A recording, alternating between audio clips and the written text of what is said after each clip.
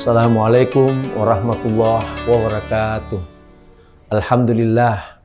Alhamdulillah ja'ala syahrul Ramadan syahrul unzila fihil Qur'an hudal linnas wa bainatin minal huda wal furqan.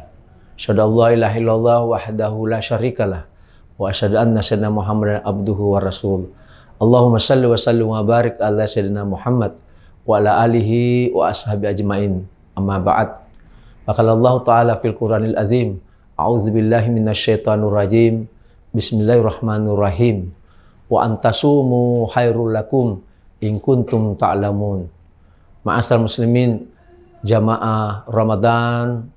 Alhamdulillah di bulan Ramadan ini kita masih diberikan kesempatan dan kesehatan oleh Allah. Dan kesehatan merupakan salah satu investasi bagi tubuh kita agar kita bisa melaksanakan puasa dengan baik. Bicara puasa tentu kita bicara di mana kita tidak makan dan minum. Karena salah satu sifat manusia itu dalam kesehariannya dia butuh makanan. Karena kita tahu makanan merupakan bagian penting yang bisa mendukung aktivitas hidup kita.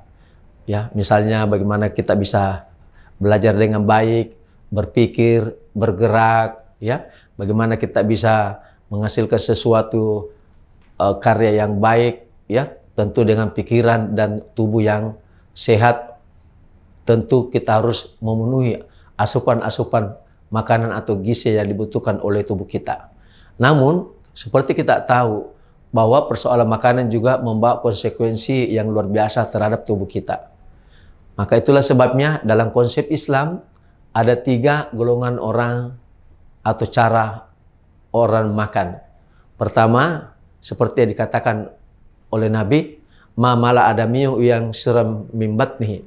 Tidak ada sesuatu yang dipenuhi anak cucu Adam seperti dia memenuhi perutnya. Maka cukuplah anak Adam itu makan sekedar menegakkan tulang punggungnya. Nah, inilah tingkat yang pertama. Bahwa ada orang makan adalah dia hanya memenuhi kebutuhan sekedar makan. Apa itu? Nanti dia makan kalau dia lapar dan begitu kenyang berhenti makan. Dan saya yakin kalau kita bisa melakukan makan seperti ini, insya Allah tubuh kita akan sehat. Namun kalau kita tidak bisa cara yang pertama ini atau cara hajat, maka kita bisa masuk ke tingkat yang kedua, tingkat kifayah. Apa itu tingkat kifayah? Yaitu membagi 3 perut, ya, yaitu sepertiga makanan, wasulsu lit'amihi, sepertiga air, wasulsu lisarabihi, sepertiga udara, wasulsu linafsihi. Jadi kalau kita masih bisa makan menyisakan perut kita dengan udara, selesai makan mungkin kita masih bisa lari-lari kecil, masih bisa bicara dengan baik, ya, karena kenapa? Karena lambung masih ada sedikit untuk udara. Ini yang cara yang kedua. Nah, cara yang ketiga inilah yang dilarang dalam agama. Ini yang kita sebut tingkat fudlah. Wa kulu washrabu wa la tusrifu. Makalah dan minumlah tapi janganlah berlebihan. Nah, inilah yang dilarang dalam agama kita. Nah, persoalan makanan setiap hari ini kita makan. Maka perut kita ibarat sebuah mesin. Mesin apapun yang bagus, tapi kalau bekerja terus-menerus tanpa henti pasti akan mengalami kehausan. Mesin akan mengalami kerusakan. Itulah mesin perut kita. Maka jangan heran penyakit-penyakit yang banyak timbul dalam masyarakat kita itu berhubungan dengan pencernaan. Maka datanglah puasa memberikan kepada kita. Wa antasumu khairul lakum in kuntum ta'lamun. Dan berpuasa itu lebih baik bagimu apabila kamu mengetahuinya. Apa itu? Di balik lapar itu, di balik kewajiban puasa, tidak makan, tidak minum, maka Tuhan memberikan kekuatan kepada kita. Di mana tubuh kita akan melakukan fase istirahat, terutama mesin-mesin pencernaan kita. Kenapa? Karena selama 11 bulan kita ini makan, minum, terus-menerus. Kalau kita makan jam 7, maka makan pagi jam 7 nanti selesai, 4 jam di lambung, 4 jam di usus. Nanti jam 3 sore. Baru istirahat pencernaan ini. Belum jam 3, jam 1 kita sudah makan. Sampai jam 9 malam. Belum selesai jam 9 malam dikerja makan siang, kita makan malam jam 7 malam sampai jam 3 dini hari. Jadi bisa dibayangkan, maka ketika datang puasa, ini dirubah, ya. Makan kita tidak ada perubahan, menunya tidak ada, ya kita rubah jadwalnya. Jadi pagi dimajukan ke sahur jam 4, siang diundurkan ke makan malam. Maka terjadi fase di mana 14 jam kita tidak makan, tidak minum. Tidak makan, tidak minum.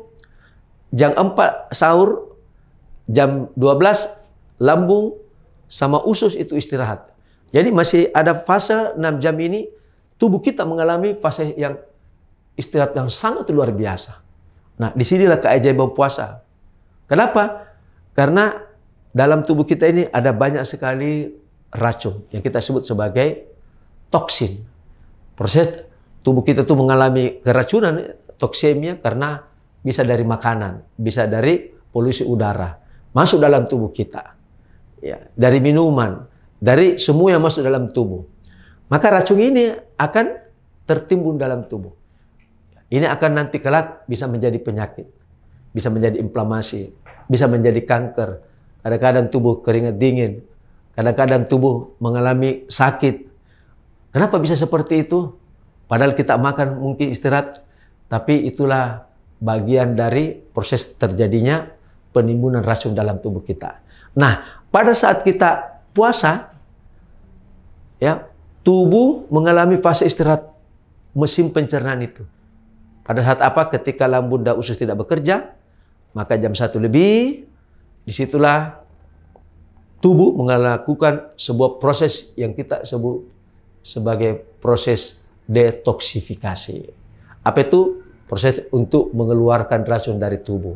Kenapa? Karena racun-racun ini sangat berbahaya, yang bisa menimbulkan kelak penyakit-penyakit. Maka hikmah puasa dari segi kesehatan, di mana tubuh kita itu diberi jeda istirahat. Istirahat ini memungkinkan racun-racun itu keluar. Karena dia tidak mendapatkan asupan konsumsi makanan, ya, sel-sel tua yang bisa menjadi penyakit, yang merupakan toksin, yang merupakan nanti jadi radikal bebas, itu kemudian dia keluar pada saat kita mengalami fase istirahat. Karena kalau tidak, akan kita menimbun lagi penyakit-penyakit. Nah, betullah kata Imam Al-Ghazali, al-mi'iddatu baitud da' wal himyatu ra'su kulli dawa. Perut itu adalah gudangnya penyakit. Maka mengobati perut, memelihara perut adalah obat yang paling mujarab. Kenapa? Karena tubuh manusia itu butuh asupan makanan, tapi tentu kita ingin makanan itu makanan yang bergizi, makanan yang sehat. Nah, toksin-toksin dalam tubuh itu keluar. Itulah hebatnya proses lapar di dalam bulan Ramadan. Ketika lapar itu terjadi, sel-sel tua, sel-sel yang berbahaya itu keluar karena dia tidak mendapatkan asupan makanan. Bukan cuma itu saja, ya, seluruh organ-organ pencernaan kita, mesin pencernaan itu ikut istirahat. Ya. Ginjal tidak terlalu berat bekerja, lambung usus setelah 4-8 jam mereka istirahat, jantung juga tidak terlalu berat, ya, memompa darah karena darah yang dihasilkan dari makanan, ya, itu tidak seberat ketika kita habis makan dan selalu makan seperti di luar Ramadan, ya. Kemudian hati juga yang mengeluarkan fungsinya, mengeluarkan racun, pankreas yang mengatur jalan insulin. Maka ini semua akan memberi posisi yang baik, melakukan istirahat yang baik, melakukan sebuah mekanisme pemulihan dan pembentukan sel-sel baru, maka itulah yang membuat tubuh kita menjadi sehat. Jadi betullah kata Nabi, sumu tasihu, berpuasalah kamu agar kamu menjadi sehat. Kenapa? Karena pada hakikatnya puasa itu niat kita karena Allah, niat kita karena ingin mensucikan diri kita dari dosa, sebagaimana disebutkan dalam hadis Nabi, man shoma ramadanan imanan wa ihtisaban ghufira lahu ma taqaddama min dzambi. Barang siapa yang berpuasa dengan penuh keimanan dan keridhaan, maka Allah akan menghapus dosa-dosanya. Allah akan mengeluarkan dia dari dosa-dosanya seperti seorang bayi yang lahir kembali, seperti dia dilahirkan oleh ibunya. Apalagi tujuannya? Seperti disebutkan dalam surah Al-Baqarah, ya allazina amanu kutiba alaikumusiyam kama kutiba allazina min qablikum la'allakum tattaqun. Jadi tujuan puasa itu Allah ingin menjadikan kita la'allakum tattaqun. Tapi di balik itu kita juga mendapatkan double keuntungan, yaitu kita mendapatkan fisik yang sehat, tubuh yang sehat, manakala kita berpuasa dengan baik, kita mengatur menu makanan kita dengan baik, bukan dengan puasa balas dendam, siang hari mati kelaparan, begitu malam mati kekenyangan, maka itu tidak ada bekas puasa dari aspek jasmania. Maka tentu kita ingin bagaimana agar di bulan Ramadan inilah kesempatan tubuh kita untuk mengeluarkan racun, menyehatkan berbagai organ-organ dalam tubuh kita, dan juga mencerahkan diri kita, terutama selalu menyegarkan, terutama membuat kita menjadi lebih sehat, bahkan lebih muda, lebih awet, bahkan bisa meningkatkan antibodi kekuatan tubuh kita. Dengan puasa itulah kita bisa dapati. Dan inilah sedikit dari bagaimana faedah puasa dari segi kesehatan. Dan tidaklah Allah sia-sia menurunkan, memerintahkan ibadah itu yang mungkin kelihatan bagi orang yang tidak mau tahan, tidak makan, tidak minum. Tapi pada hakikatnya, di balik lapar dan haus itu, ada kebahagiaan, ada kekuatan. Bahkan ketika kita sudah berpuasa 1 minggu, maka kita sudah merasakan betapa menyenangkannya puasa itu, membuat tubuh kita lebih segar, lebih sehat, dan lebih fit. Dan inilah yang akan kita dapati apabila puasa kita itu karena Allah, dan insya Allah kita akan mendapatkan 2 pahala, baik dari segi aspek rohaniah, pahala dilipat gandakan kebaikan-kebaikan kita, diampuni dosa kita, dan juga diberikan kekuatan dan kesehatan tubuh yang fit. Demikian apa yang kami bisa sampaikan, lebih dan kurangnya mohon dimaafkan. Hadanallahu wa iyyakum ajmain. Assalamualaikum warahmatullahi wabarakatuh.